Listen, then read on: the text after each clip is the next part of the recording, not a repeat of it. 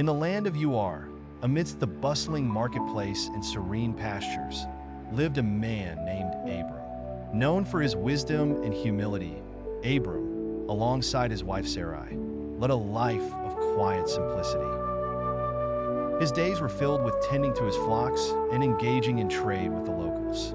But as the sun dipped below the horizon one evening, something extraordinary was set to unfold. That night, while the world slumbered, Abram was roused from his sleep by a voice unlike any other. It wasn't the whisper of the wind or the call of a distant owl, but a divine resonance that filled the room and gripped his very soul.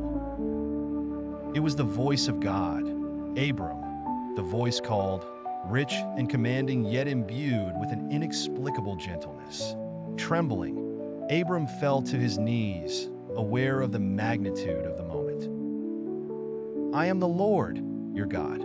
I have chosen you to be the father of many nations. Leave your country, your people, and your father's household, and go to the land I will show you." Confusion and awe swirled within Abram.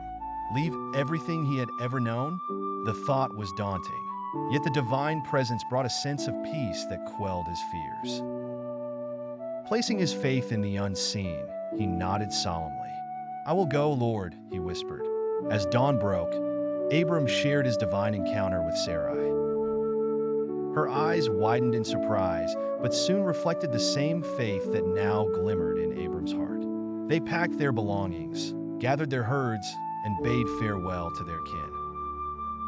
Alongside them came Abram's nephew, Lot, who chose to follow his uncle into the unknown. Their journey was long and arduous. They traversed desolate deserts, climbed rocky hills, and crossed treacherous rivers, all the while holding on to the promise of a new land. The days turned into weeks, and weeks into months, but Abram never wavered. His faith was a beacon, guiding him through the darkest valleys and over the highest peaks. Finally, they arrived in the land of Canaan. It was here that God spoke to Abram once more. "To your offspring, I will give this land," he declared. Overwhelmed with gratitude, Abram built an altar to the Lord, marking the beginning of a covenant that would shape the course of history.